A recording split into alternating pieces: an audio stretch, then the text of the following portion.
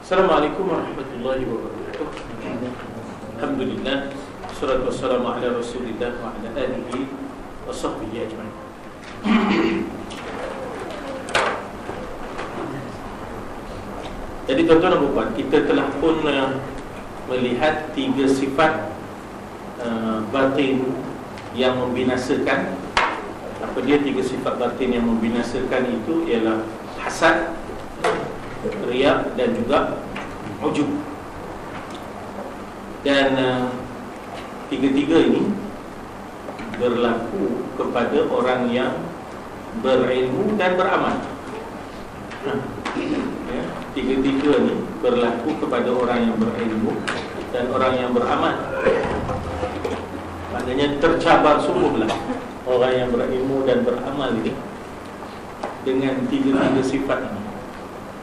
Ya, kadang-kadang hasad dengki itu berlaku di kalangan orang-orang yang berilmu, saling dengki mendengki kemasyhuran, kedudukan, mendapat tempat atau tidak. Jadi dia berlaku kepada orang yang berilmu dan beramal. Riya pun begitu. Riya pun begitu. Dia tidak berlaku kepada orang yang tak berilmu. Dia tidak berlaku kepada orang yang tak beramal. Dia berlaku kepada orang yang berilmu dan beramal. Dia timbul riya. Memang orang yang berilmu dan beramal ini menjadi sasaran kepada penyakit-penyakit. So apa juga ujub. Orang kalau dah jahil, dia tak ada ujub, ya. Dia yang timbul ujubnya bila ada ilmu dan bila ada amal. Tapi itulah bukan nak melemahkan semangat sehingganya kita tidak berilmu dan beramal, tidak. Tapi nak menggambarkan bahawa lagi kuat kita bermujahadah, lagi kuat kita berilmu, lagi kuat kita beramal, lagi kuatlah terdedahnya kita kepada hasad, riya dan juga ujub ini. Maka sekarang Imam Ghazali rahimahullah bawa kita suatu hadis yang panjang yang boleh menjadi tarhib kepada kita. Apa makna tarhib? Tarhib ni maknanya yang boleh menimbulkan rasa gerun pada kita, iaitu suatu hadis yang membicarakan tentang tapisan-tapisan amalan. Yang tapisan-tapisan amalan. Jadi ini dalam muka surat 144 versi Ruminya, kitab Bidayatul Hidayah Al-Imam Hujjatul Islam Al-Ghazali, dan dalam kitab Jawinya 152, ya, 152. Jadi Imam Ghazali bawa satu hadis yang walaupun martabatnya tidak sampai kepada martabat yang sahih, tetapi hadis yang tidak sahih digunakan juga untuk dipanggil targhib wa tarhib. Apa makna targhib? Iaitu untuk memotivasi dan merangsang amalan, dan juga tarhib iaitu dan juga tarhib. Tarhib ni untuk menggerunkan, menakutkan orang daripada dosa-dosa. Jadi kali ini dia nak menggerunkan kita daripada dosa-dosa batin, dosa riya, dosa hasad, dosa ujub. Jadi dibawalah satu hadis. Walaupun hadis ini tidak sampai martabat sahih, tapi dimanfaatkan untuk tarhib, menggerunkan kita, ya, menggerunkan kita. Iaitu seorang tabi'in namanya Khalid ibnu Ma'dan jumpa Mu'adz ibnu Jabal radhiyallahu anhu. Mu'adz sahabatlah, ya, Mu'adz adalah sahabat. Lalu Khalid ibnu Ma'dan minta input, nasihat daripada Mu'adz ibnu Jabal, seorang sahabat, seorang ahli diplomat Nabi, seorang maknanya faqih, hakim, ya. Bahkan dia dianggap sebagai, maknanya kita kata bahkan Nabi mengiktiraf dia ahkam, maknanya nak melihat orang yang bijak dalam kehakiman, di antara sahabatku, lihatlah Mu'adz bin Jabal, orang yang terlebih bijak dalam soal kehakiman. Jadi katanya, wahai Mu'adz, ceritakan kepada aku sebuah hadis yang pernah engkau dengar daripada Rasul SAW. Ini kenapa ni? Kenapa? Ini nak menggambarkan bahawa tabi'in tak mau terpisah, tak mau terpisah daripada sahabat dan daripada Rasul lah. Sumber, sumber, tak mau terpisah daripada sumber. Sebab kita, siapa pun kita, apapun pencapaian kita, jangan terpisah daripada sumber asal, jangan terpisah daripada akar tunjang. Jangan kita bila dah kita sampai ke satu kedudukan, kita terpisah daripada akar tunjang. Tak boleh.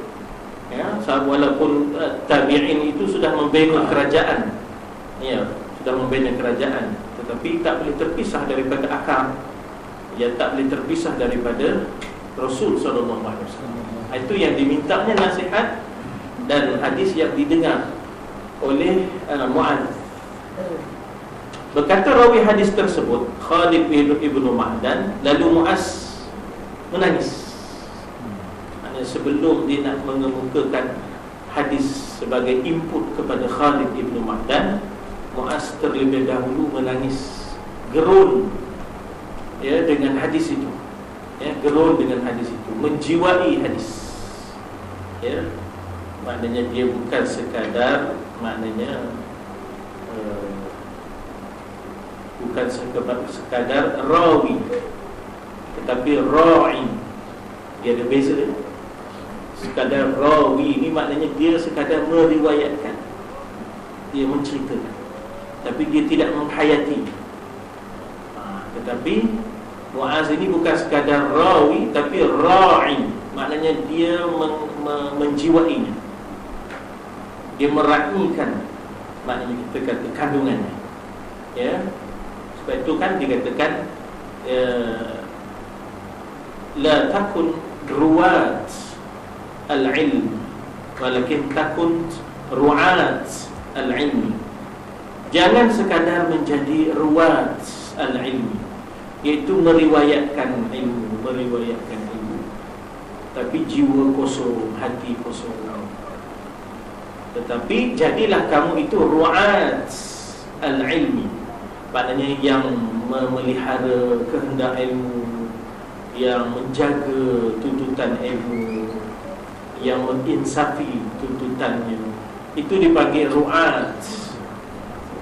Jadi jangan sekadar menjadi ru'at, hanya to narrate, maknanya sekadar untuk, maknanya meriwayatkan, dipanggil narrator, narrator, sekadar untuk maknanya narrate, maknanya meriwayatkan hadis, tak cukup.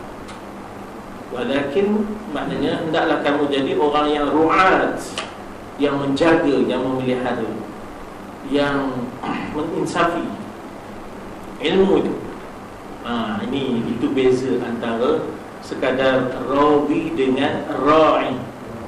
Kita ada juga ra'i, jauh ni daripada manjung. Sebab ramai orang rawi meriwayatkan saja, tapi dianya tidak bersama dengan ilmu. Allahu Akbar. Itu kita sama-sama menginsafi diri kita. Terutama kami lah yang bercakap ni. Jadi jangan sekadar menjadi rawi, meriwayatkan ilmu, tapi jadilah ra'i, maknanya meraihkan ilmu itu, memelihara dia, memenuhi tuntutan dia, menginsafi maknanya kehendak dia. Itu dikatakan ra'i. Sebab itu Nabi kata la takun ruwat al-ilmi, walakin akan tetapi jadilah kamu ru'at al-ilmi, maknanya kama qala Rasul sallallahu alaihi wasallam, jaga ilmu, bukan sekadar nak meriwayatkan. Itulah Mu'adz. Dia menangis kerana apa? Dia bukan sekadar nak meriwayatkan, tapi dia nak letak diri dia di mana dalam ilmu yang dia nak sampaikan. Sehingga aku sangka dia tak dapat berhenti. Kata dia Khalid bin Ma'dan, dah lama benar teroyoknya. Rasanya tahu tak berhenti.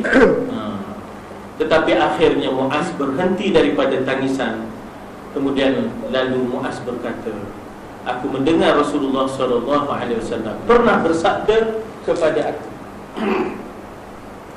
wahai Muaz, sebenarnya aku mahu menceritakan kepada kamu sebuah hadis jikalau engkau mampu memeliharanya. Itu penting. Bukan sekadar meriwayatkan, tapi memeliharanya, ya, meraihnya, meruatnya, maknanya memeliharanya. Pasti ianya akan memberi manfaat akan dikau, ya, di sisi Allah. Bukan sekadar di sisi manusia, ya, bukan sekadar di sisi manusia. Ini penting ni, di sisi Allah. Sebab ada kita tenggelam di sisi manusia. Kita nak mencari kedudukan, martabat di sisi manusia, tapi kita tak ada apa, habuk pun tak ada apa kedudukan di sisi Allah. Di sisi manusia kita tersohor, kita terhormat, di sisi Allah langsung tak dipandang. Jadi maunya ialah kita mencari manfaat di sisi Allah, bukan di sisi manusia. Manusia tak hargai pun tak apa, ya, tak tersohor mana pun tak apa, ya. Yang penting kita itu dihargai di sisi Allah. Tetapi jika engkau mensia-siakannya, tidak memeliharanya, mungkin meriwayatkannya tapi tidak memelihara.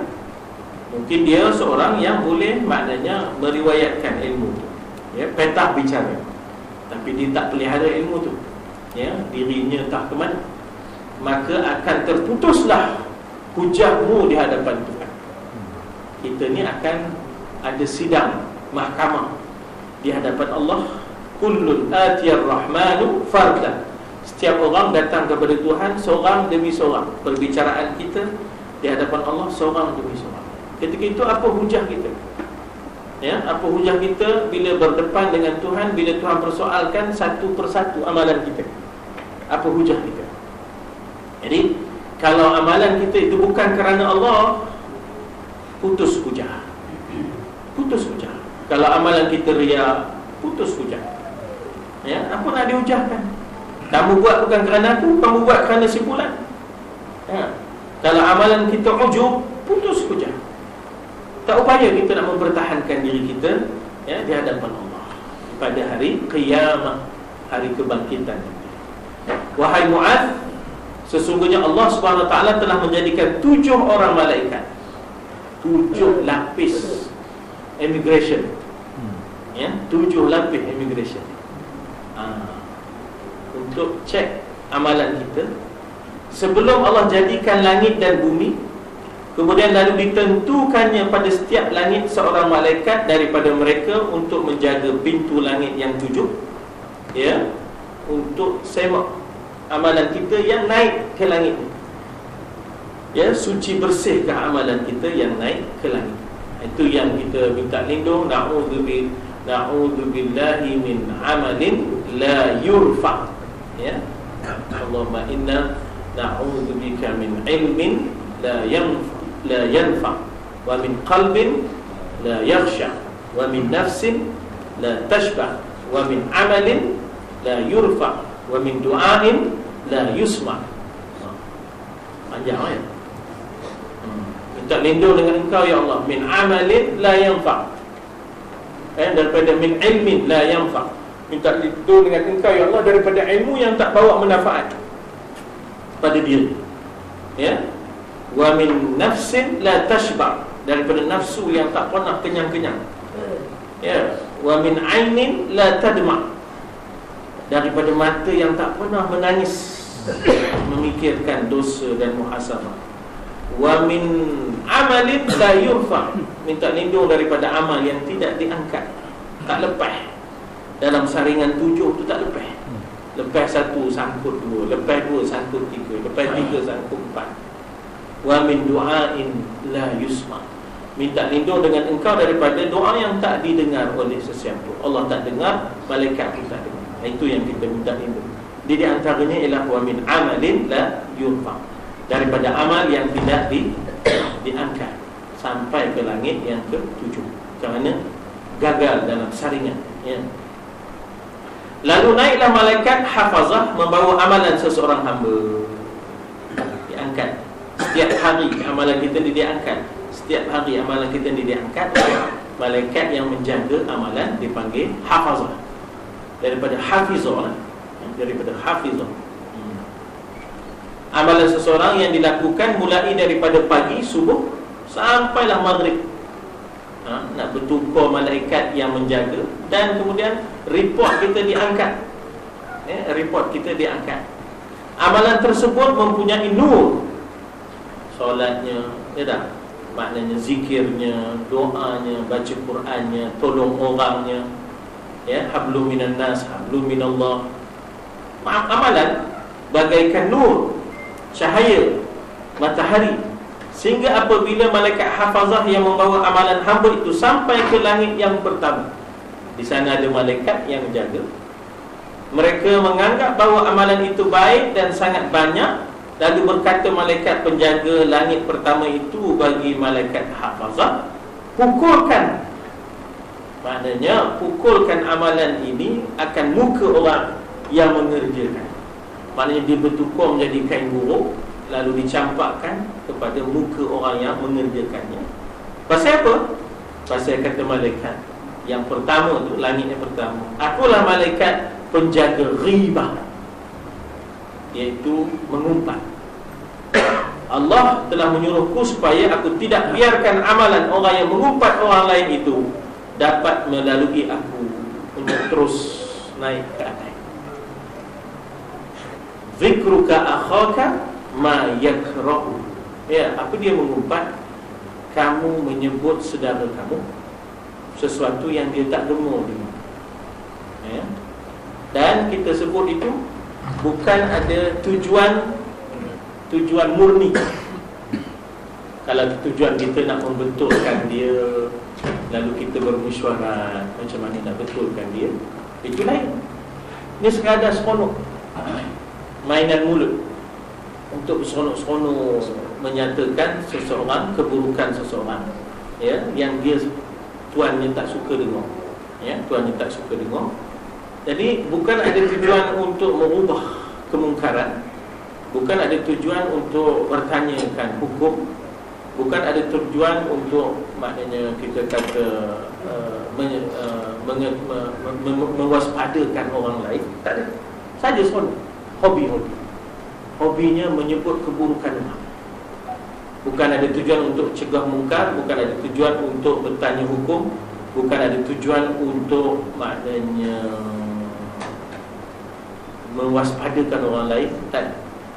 Sebab kita kena faham, mengumpat ni ada pengecualian. Dibenarkan kita menyebut keburukan sahabat, saudara, dengan 5 keadaan. Dengan 5 keadaan. Satu, kita nak cegah kemungkaran. Kita sebut keburukan tu pasal kita nak berbincang macam mana nak cegah kemungkaran yang dibuat. Itu boleh. Yang kedua, misalnya untuk tanya hukum, simpulan-simpulan ni dibuat begini-begini, apa hukum. Yang ketiga, untuk kita, maknanya mewaspadakan orang lain, simpulan-simpulan terlibat dengan ini, kita kena waspada. Yang keempat, untuk menegakkan keadilan apabila kita dipanggil memberi keterangan di mahkamah, itu boleh. Yang kelima, untuk menentukan masa depan sebagai pemimpin, sebagai suami, sebagai isteri. Ini masa depan. Jadi ketika itu kita boleh sebut keburukan, sebab ini melibatkan masa depan. Suatu rumah tangga yang akan dibina, ataupun suatu pemerintahan yang akan diwujudkan. Jadi dia ni boleh tak kita jadikan pemimpin? Apa rekod dia? Kita kena gabung. Elok ke tidak perangainya, lepuh ke, lesak ke, kita kena tahu. Itu boleh. Ini dah ada saja seorang nak nyebut keburukan. Jadi Hasan Al-Basri pernah orang mengumpat depan dia. Hasan Al-Basri kata, mereka tahun ini ada tak terlibat dalam peperangan menentang Rom ataupun Parsi? Hasan Al-Basri bila orang mengumpat depan dia dalam kitab Risalah Kusyairiyah, bila orang mengumpat depan dia, kata, mereka ada tak tahun ini terlibat dalam serangan menyerang Rom dan Parsi? Dia kata, tidak, tak ada. Rom dan Parsi aman daripada serangan mereka, tetapi saudara-saudara mereka tak aman daripada serangan lidah mereka. Ya tak? Hasan Basri dia pergi sampai ke situ. Aman musuh daripada serangan mereka, tapi tak aman saudara-saudara daripada lidah mereka. Maka kita tu sepatutnya halakan ke musuh. Ya, lidah juga terlibat dengan musuh. Duk asyik maknanya menyerang sesama kita, dalam bentuk mengumpat. Jadi maknanya di situlah maknanya Hasan Basri ya, sampai dia tak makan kenduri yang ada umpatan itu, sedangkan dia dah 3 hari tak makan. Ya. Bila dia dengar ada ngumpat dalam majlis itu, dia lah 3 hari tak makan, tak sayur dia makan. Ya tak? Syekh Junaid Al-Baghdadi dalam bab mengumpat, dia pergi ke satu majlis. Majlis itu majlis jenazah, nak menunggu solat jenazah. Tiba-tiba ada seorang pengemis yang bertopengkan sufi, maknanya tawadhunya, merendah diri. Tiba-tiba buka kain mengemis. Lalu Syekh Junaid Al-Baghdadi mengumpat dalam hati. Dia kata, orang ni daripada ngemih, lebih baiklah cari rezeki, bekerja, lebih baik daripada mengemis. Dia bukan bercakap tak, dalam hati dia mengumpat. Tiba-tiba malam tu dia berwirid, berzikir. Dia tak rasa lazat, dia tak rasa seronok dalam zikirnya, bahkan dia rasa berat tu. Dan dia tak rasa seronok zikirnya, ya, kemudian menyebabkan dia tak boleh tidur. Pasal dia tak dapat rasa keenakan, kelazatan, zauq zikir, menyebabkan dia terduduk, memenung, melihat dirinya kenapa terjadi demikian. Sampailah dia terasa ngantuk sangat, tiba-tiba tertidur. Dalam duduknya dia nampak orang angkat pengemis itu di hadapan dia. Lalu diletakkan pengemis itu, dibaringkan pengemis itu ya, di hadapan dia. Lalu disuruh dia supaya makan daging pengemis itu, ya, makan daging pengemis itu. Maknanya dia nampak dalam mimpi itu, dia disuruh supaya makan daging pengemis. Sebab kita tahu bahawa orang yang mengumpat ini memakan daging saudaranya, ya. Lalu dia kata dia tak mau, dia takkan buat demikian. Maka datanglah suara menyuruh dia memohon maaf, ya, memohon maaf. Dia kata, saya tidak mengumpatnya, saya hanya bercakap pada diri saya, ya, saya hanya bercakap pada diri saya. Sesungguhnya kamu telah mengumpat dia, mohon maaf daripada dia. Bukan keluar daripada lidah tak, baru berlaku.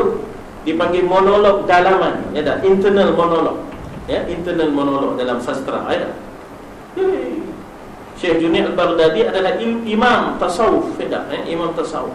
Jadi benda yang hanya dalam hati dia pun, mengumpat dalam hati dia pun, ditegur dalam mimpi dia. Kamu kena minta maaf balik kepada orang ni, kamu telah mengumpat dia walaupun dalam hatimu. Ya Allah. Ada pagi-pagi esok lepas solat subuh apa semua, dia carilah pengemis tu, cari-cari, tengok-tengok. Pengemis itu sedang membersihkan daun-daun kering dalam air yang digunakan untuk membasuh sayur-sayuran, ya. Maknanya walaupun dia ini ada kekurangannya, pengemis ini, tapi ada kelebihannya, iaitu dia berkhidmat membersihkan daun-daun kering daripada kolam yang digunakan untuk membasuh sayur-sayur. Sehingga orang yang nak basuh sayur, senang basuh sayur. Pasal apa? Dah tak ada daun-daun kering yang ngacau. Siapa punya kerja? Pengemis ini. Maknanya walaupun ada kekurangan dia, tetapi ada kelebihan dia, ada sumbangan dia yang orang lain tak buat, yang orang lain tak buat. Jadi ketika mana kita menghina dan merendahkan seseorang, kita tak tahu sebenarnya apa kelebihan yang ada pada dia, apa kelebihan yang ada pada dia. Dan ketika mana kita mengangkat diri kita, kita tak tahu pula apa kekurangan yang ada pada diri kita. Ketika mana Syekh Junaid Al-Baghdadi merasa dirinya lebih daripada pengemis, dia tak tahu rupanya pengemis itu ada lebih dari dia. Jadi begitu, ya, maknanya kita kata bahawa umpatan, ya, bagaimana maknanya kita kata umpatan itu disebut sebagai dosa besar, memakan daging saudaramu yang mati, ya tak? Yang sudah menjadi bangkai. Ayuhibbu ahadukum an ya'kula lahma akhihi maitan Suka tak kamu? Bila sebut suka tu, suatu ekspresi yang maknanya yang menimbulkan rasa minat. Apa dia? Makan daging saudara kamu. Ish, bangkai yang sudah jadi bangkai. Ui. Jadi ini ya, kita kata bagaimana perbandingan yang cukup, maknanya kita kata apa nak sebut ya, pertentangan yang cukup nyata antara suka dengan maknanya memakan daging saudara. Jadi itu nak menunjukkan betapa beratnya. Sebab itulah orang ni amalannya Masya Allah, sembahyangnya Masya Allah, ya tak, tapi udah terlibat di dalam mengumpat. Udah saringan pertama tak lepas. Itu biasanya Malaysia, saringan pertama tak lepas ya. Jadi dikata apa di situ ya, maknanya campakkan balik. Datang pula malaikat hafazah membawa amalan seorang hamba. Yang ini hamba ni lulus langit pertama. Dia tak terlibat dalam umpatan. Dia tak mau. Bila orang umpat-umpatnya dia tak campur. Kemudian dia lari. Ya, dia tegur. Luluslah dia dalam saringan pertama. Jadi dibawalah amalan dia, ya. Lalu dia kata mereka menganggap bahawa amalan itu sangat baik dan sangat banyak. Malaikat itu berjaya melintasi langit yang pertama, hafazah tadi, kerana orang yang mengerjakan amalan tersebut tidak terlibat dengan dosa mengumpat.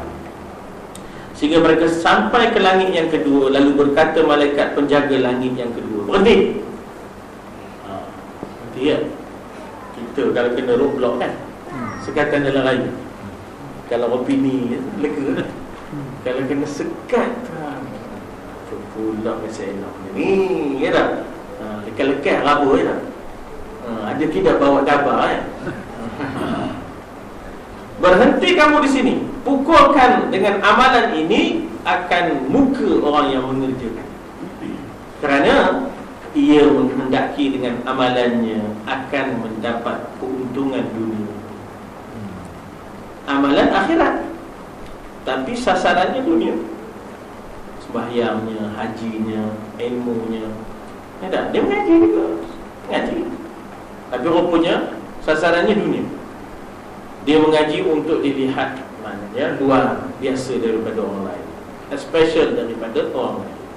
Dia mengaji supaya dia maknanya levelnya tinggi daripada orang lain. Dunia lah, dia nak dunia, dia nak dunia semata, ya? Dia nak dunia semata. Jadi dia tidak mengaji kerana Allah, nak mendekatkan diri kepada Allah, mencari habuan akhirat. Tak ada. Dia kira berapa boleh keluar universiti ni, berapa mula-mula starting berapa, kemudian dia kena takut-takut tu kena, ya dah, 42 ke 48 ke 55. Bincang yang itu siang hari siang malam, berapa digit dapat, kan? Walaupun mengaji agama, tapi pemikirannya adalah dunia. Jadi maknanya dia buat kerja baik lah, ngaji ni kerja baik, tapi yang dikehendaki daripada ngaji itu bukannya akhiratnya, bukan hubungannya dengan Allah, tapi kerana mendapat keuntungan dunia. Teman ni kalau boleh biar ada konsultan, biar konsultan yang gantung, ada manager. Jadi dia pun kabur dengan manager, ya, kalau ada orang call minta lah sejam levelnya 300, soal jawab 150. Jadi jaga baik-baik, ya dah.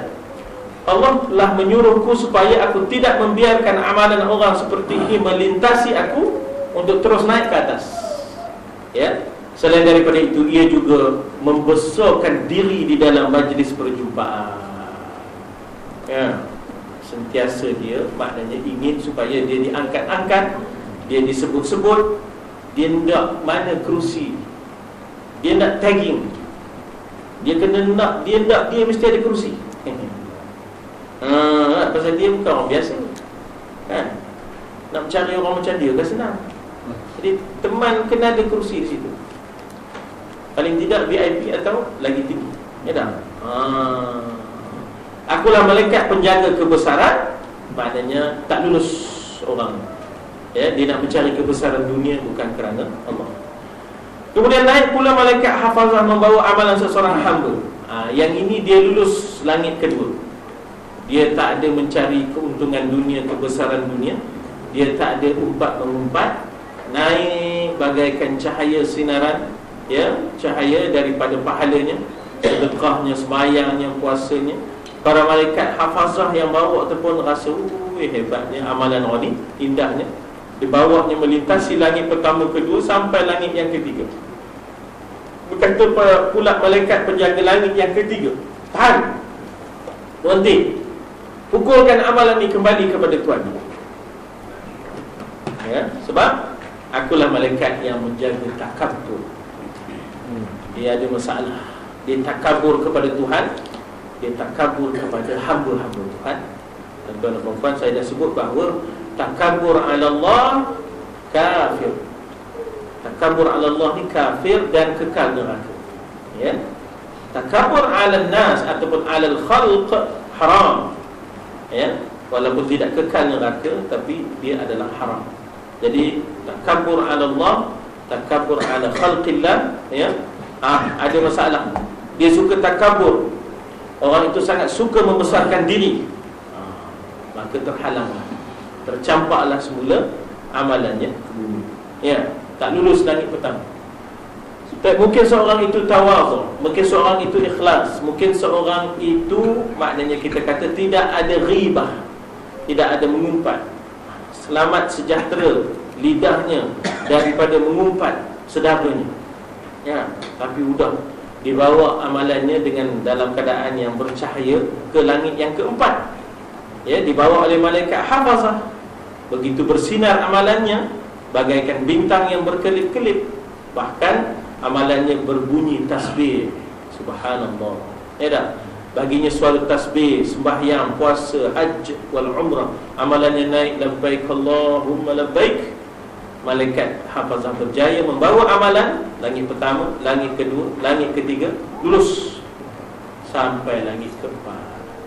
Ya. Maka berkata langit keempat, berhenti. Ya, hantar balik, pukulkan pada amat kepada tuannya. Ya, pukulkan ke mukanya, ke belakangnya, ke perutnya. Akulah malaikat yang menjaga ujub. Rupanya dia selama dia beramal, berbuat baik ni, dia payah nak cari orang bersaing. Sebenarnya dah boleh sampai ke wali dah. Maqam muqarrabin. Walaupun tak naik bukit Everest, tidak gunung Everest. Gunung Everest tu namanya muqarrabin, ya. Darjah UIT, ya. Namanya bukan muqarrabin, ya. Alhamdulillah, ya. Jadi maknanya dia sudah mula ujub pada diri dia. Campakkan balik ke mukanya, ke belakangnya, ya, ke perutnya. Allah menyuruhku supaya tidak membiarkan amalan orang yang ujub melintasi. Itu langit yang keempat, ya. Dia beramal adalah dengan dorongan ujub terhadap diri. Sentiasa datang, ya, waswasatil ujub dalam diri dia, ya. Naik pula malaikat hafazah membawa amalan seorang yang lulus. Satu lulus, dua lulus. Dia tidak mengumpat, dia tidak buat amalan akhirat kerana dunia, bahkan kerana akhirat, ya. Dia tidak takabur, bahkan dia tawadhu'. Dia tidak ujub, bahkan dia itu merendahkan diri, ya. Bahkan dia itu sedar semuanya daripada Allah, ya. Inna lillah la haula wa la quwwata illa billah, ya. Naiklah sampai ke langit yang kelima. Dibawa amalan itu hingga berjaya ke pintu langit yang kelima, seolah-olah amalan itu pengantin yang dihantar dan disambut ke rumah suaminya. Tuan-tuan tengok, ya, macam mana bila sampai pengantin, ya. Maknanya yang perempuan daripada tuan rumah dibawa, ya, ke laman. Pengantin sampai dari sana, ya, semua orang tengok situ, ya. Yang nak balik tak jadi balik. Macam nak tengok arus, ya, nak tengok arusul khafiqaini, ya tak? Nak mendengar arus ni pengantin timur dan barat. Seorang datang dari timur, seorang datang dari barat, ya. Itu dipanggil arus, ya. Walimatul urus, pengantin lelaki arus, pengantin perempuan aris. Ya. Orang Arab dia sangat-sangat, maknanya kita kata sebut aris, arus, urus. Kita tak tahu nyebutnya. Jadi walimatul urus, pengantin tu arus, pengantin laki-laki, pengantin perempuan aris. Jadi nak ditemukan arus dengan aris. Orang Arab biasalah bila jumpa tu dia musponok. Dia membunyilah dia punya tu zagharit. Tanya kan. Dia tak sebut, dia tak buat begini, tak ya. Kalau itu Indian. Tapi zagharit itu dia boleh buat bunyi yang sama tanpa. Dia boleh kot. Tak usah ikutlah. Itu zagharit nama dia. Ya, zagharit. Perempuan lah. Gitu. Udah satu rumah riuh benda. Maknanya pengantin dah sampai tu, ya Allah, tak ada. Kita renjih, ya tak? Kita renjih, ya tak? Jadi maknanya bila sampai disambut, ya tak? Seolah-olah pengantin yang dihantar disambut ke rumah suaminya. Maksudnya amalan itu berseri-seri. Lalu berkata malaikat penjaga langit yang kelima, henti, ya tak? Campakkan balik, pukul ke muka dia, ya, campak ke tengkuknya.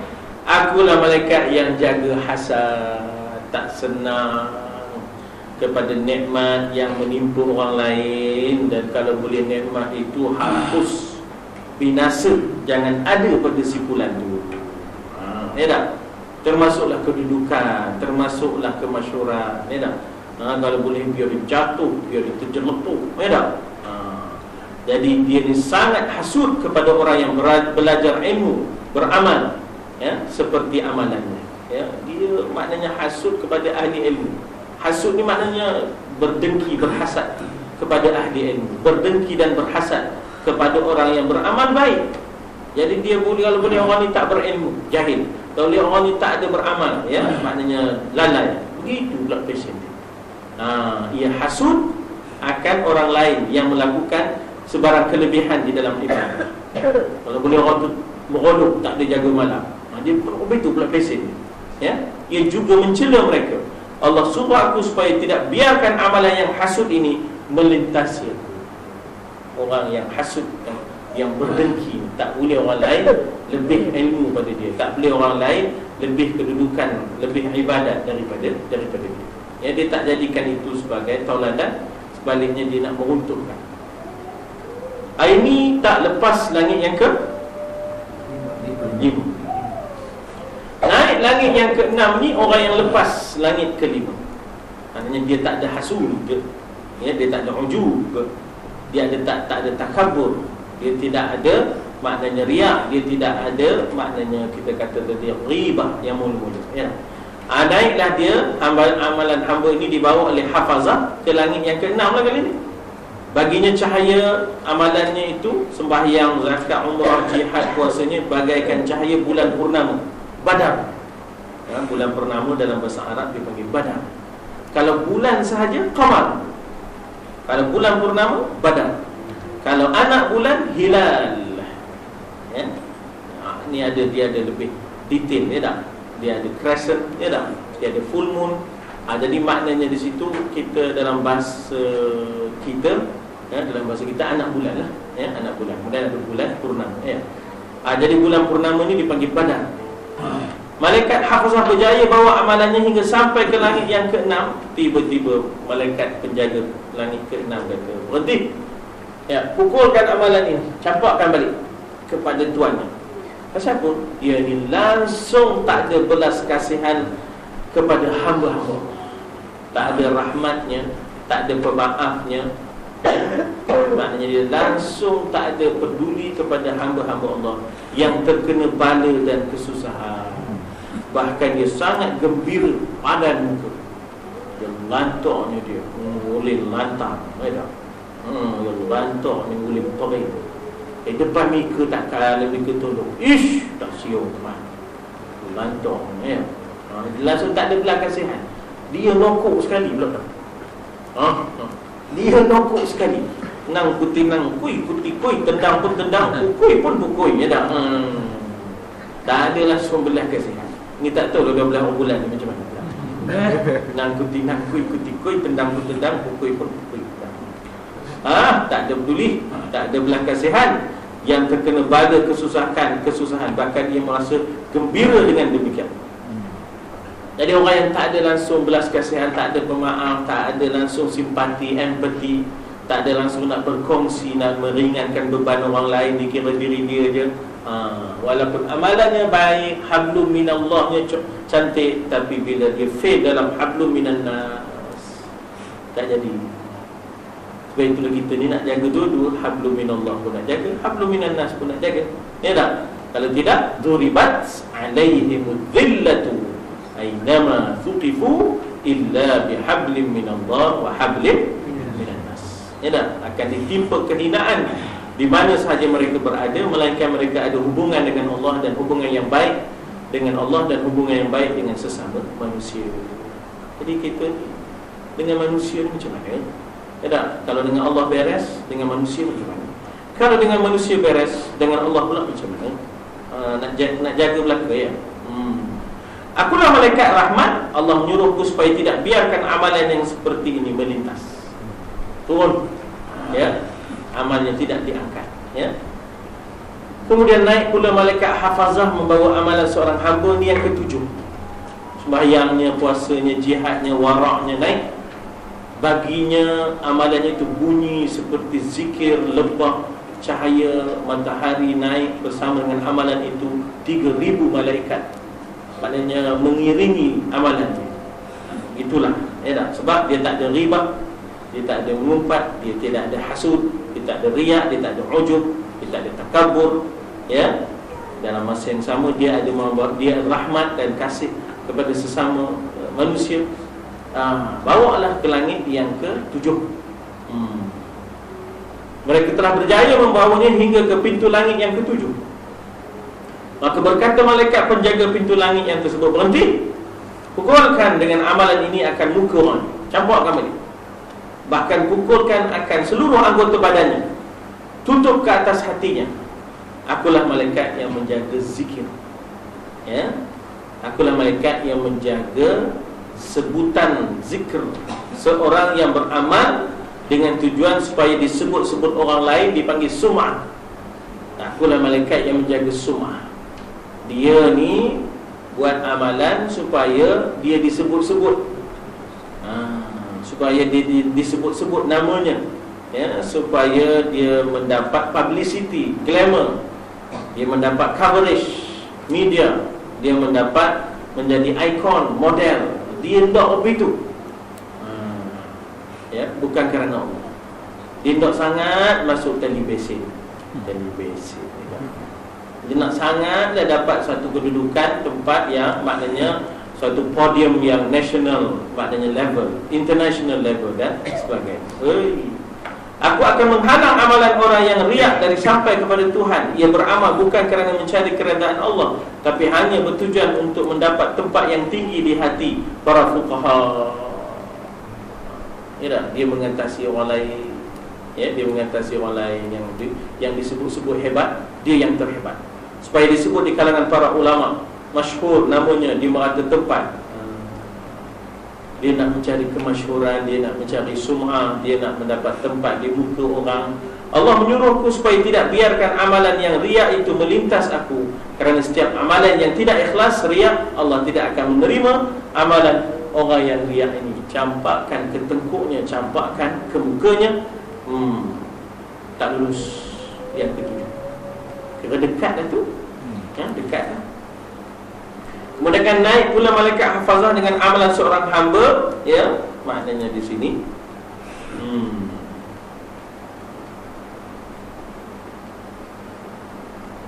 amalan itu sembahyangnya, zakatnya, hajinya, akhlaknya yang mulia, banyak berdiam, tak ada terlibat dengan perkara yang bukan-bukan, ya. Dia banyak berzikir. Amalan hamba ini diusung oleh malaikat penjaga 7 petala langit, sehingga mereka lintas segala halangan sampai kepada Allah Subhanahu Wa Taala. Ya tak? Maknanya melampaui langit yang ke-7. Ya, sampailah, maknanya kita kata ke singgasana Allah, berhenti di hadapan Allah, bersaksikan dengan keikhlasan. kebaikan amalan tersebut, ya, maknanya tidak ada kotoran-kotoran, tidak ada riak, tidak ada ujub, tidak ada takabur, tidak ada ghibah, ya, tidak ada hasad, ya. Allah berfirman kepada malaikatnya, kamu adalah yang bertugas menjaga amalan hamba-Ku ini, ya. Sebenarnya aku lebih mengetahui dengan segala isi hatinya daripada kamu. Ia sebenarnya tidak menghendaki akan aku dengan amalan tersebut, ia hanya menghendaki sesuatu yang lain daripada aku. Oleh kerana itu maka aku turunkan ke atasnya akan laknatku. Cek lagi, rupanya ada masalah lagi. Malaikat telah tadi berkata ke atasnya laknatmu, ya.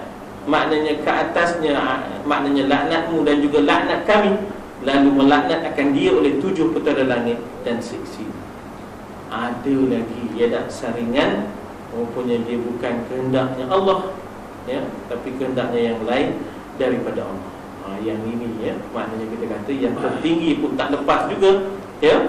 Mendengar sabda Rasulullah SAW ini, Muaz menangis. Ya Allah, teruknya, kata Muaz, ya, teruknya macam manalah kami nak boleh selamat, ya, bagaimanalah kami boleh selamat. Engkau adalah Rasulullah SAW, aku ni Muaz, hamba-Mu, hamba Allah yang bukan Rasul. Bagaimanalah nak selamat, bagaimanalah nak sejahtera amalan ini, ya, sehingga dia boleh diterima oleh Allah Subhanahu Wa Taala. Jadi itu hadis ini sebenarnya untuk tarhib, untuk menggerunkan kita, jangan kita senang hati, jangan kita maknanya dalam keadaan yang overconfident sehingga akhirnya timbul sombong dan bongkak. Hendaklah kita sentiasa khauf, tidak takut kita dengan kedudukan kita di sisi Allah. Orang jangan kira memuji kita, dia tu waradun wa barqun. Waradun wa barqun itu waradun. Dia tu payah nak cari, pijak semua tak mati, kan? Tapi bukan masalah manusia, ya. Sebenarnya yang nak kita cari adalah di sisi Allah Subhanahu Wa Taala. Siapa? Izzuddin, kawan kita mana Izzuddin?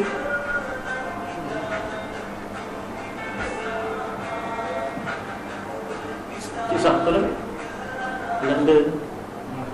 Maksudnya Nanda pun awak tak jawab itu, awak cokiang aja kan.